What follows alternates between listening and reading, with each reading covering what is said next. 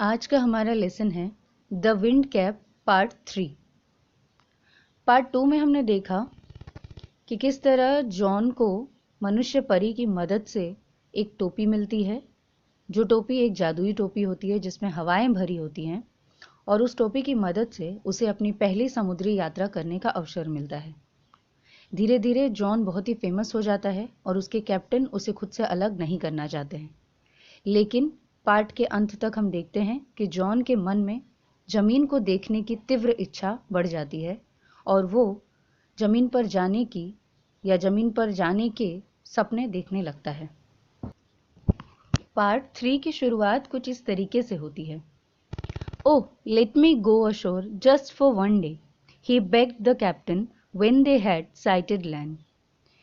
John जब जमीन को देखता है तो वो अपने कैप्टन से रिक्वेस्ट करता है, ये निवेदन करता है कि एक बार एक दिन के लिए उसे जमीन पर जाने दिया जाए, और वो प्रॉमिस करता है कि वो लौट कर ज़रूर आएगा। पर कैप्टन जो है उसकी बात को बिल्कुल अनसुना कर देते हैं। लेकिन जॉन को जमीन पर जाने के सपने देखने से नहीं रोक पाते हैं। एक दोपहर जब जॉन सो रहा था तो वो फिर से जमीन पर जाने के सपने देखने लगा। Unknown to him, the ship stood offshore from his old farm. उसे पता भी नहीं था सपने में उसका शिप उसके घर के पास पहुंच चुका था। सपने में जॉन सीजन्स को बहुत जल्दी जल्दी बदलते हुए देख रहा था, यानी ऋतुओं का परिवर्तन देख रहा था। वो सपने में ऋतुओं को जिस स्पीड से बदलते हुए देखता, उसी स्पीड में खुद भी करवटें लेता। करवट लेने के फलस्वरूप उसका कैप जो उसके सिर पर था, जिसे वो कभी भी नहीं खोल सकता था, सोते वक्त भी नहीं, वो कैप भी बार बार ट्विस्ट होने लगा, बार बार घूमने लगा। कैप के बार बार ट्विस्ट होने के कारण अचानक से एक आंधी समुद्र में उठती है और बिना किसी वार्निंग के शिप से आकर टकरा जाती है। हवा इतनी तेज थी कि वो बोट को आकर धक्के देना शुरू करती है। सारे नाविक चिल्लाते हैं, इट्स हिज फॉल्ट, ये उसकी गलती है, यानी कि जॉन की गलती है। सभी मिलकर गुस्से और डर में एक साथ चिल्लाते हैं और कोशिश करते हैं कि जॉन के सिर से उस कैप को निकाल दिया जाए।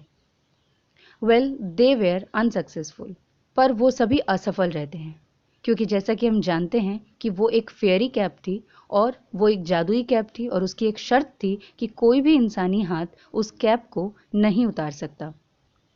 वो उस कैप को पुल करते हैं, खींचते हैं, ट्विस्ट करते हैं, पर वो जितना ट्विस्ट करते हैं, कैप खुलने के बजाय आंधी उतनी ज्यादा तेज हो जाती है।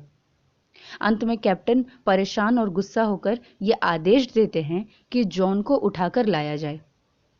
जॉन को उठाने के लिए कैप्टन गुस्से में उसके कैप के पिछले हिस्से से पकड़कर, यानी कि उसके स्ट्राइप कैप के टेल के साइड को पकड़कर उसे 3 बार घुमाते हैं और घुमाकर पानी में, समुद्र में फेंक देते हैं।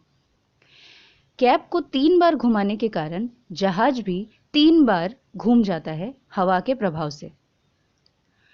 But the wind call up by the cap spun the ship 3 times around.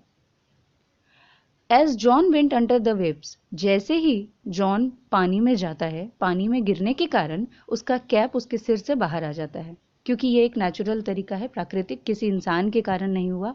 जैसा कि हम जानते हैं कि पानी में जाते ही कोई हल्की चीज ऊपर आ जाती है, उसी तरह कैप भी हल्का होने के कारण उसके सिर से निकलकर बाहर आ जाता है, और कैप के निकलते ही वो आंधी शांत हो जाती है, आंधी रुक जाती है, और जॉन जो है वो तैरते हुए किनारे पहुंच जाता है। उसका कैप क्योंकि एक जादुई कैप था, इसलिए वो जॉन को फॉलो करते हुए जॉन के पीछे पीछे आ जाता है। जब जॉन जमीन पे पहुंचता है तो वो अपने कैप को उठाता है और लेकर अपनी घर की तरफ, अपनी माँ की तरफ दौड़ता हुआ चला जाता है। अगेन इन द विंटर, फिर शीत ऋतु का मौसम आता है, फिर शीत ऋतु आती है और बर्फ गिरने शुरू हो जाते हैं, खेतों में फिर से बर्फ गिरने शुरू हो जाते हैं, और जॉन फिर से समुद्र में जाने के सपने देखने शुरू कर देता है। इस बार जॉन वार्डरोब में जाता है। वार्डरोब वो जगह होती है जहां हम अपने कपड़े रखते हैं। वो अपने वार्डरोब में जाता है और वहां से उस फेरी के दिए हुए कैप को निकालता है और काफ़ी समय तक एक लगातार उस कैप को देखते रहता है, मानो वो सोच रहा हो कि इस कैप का क्या करना है। अंत में वो उस कैप को अपनी शर्ट में छिपाकर, टकिंग इन हिज शर्ट, छिपाकर दौड़ता हुआ खेत में जाता है। ठीक उसी जगह पे जाता है जहां उसे वो मनुष्य परी मिला था पहली बार, उस जगह पे जाता है। वहां पर जाकर वो एक बड़े से पत्थर के नीचे अपने कैप को दबा देता है, क्योंकि उसे पता था कि ये कैप फेयरीमैन आकर इसे जरूर ले जाएगा, इसलिए वो उस कैप को वहीं दबा देता है। Then he left again for the seas, और उसके बाद वो फिर समुद्र की तरफ निकल पड़ता है, पर इस बार वो बिना कैप के जाता है। For the rest of his life, आने वाले जीवन में, तब तक जब तक वो अपनी खुद की एक बोट नहीं खरीद लेता, तब तक जॉन अपना आधा समय यानी कि साल के 6 महीने शिप पर और साल के 6 महीने जमीन पर बिताता था। अंत में उसने एक बोट खरीदी और वो 100 एकड़ जमीन का मालिक भी बन गया।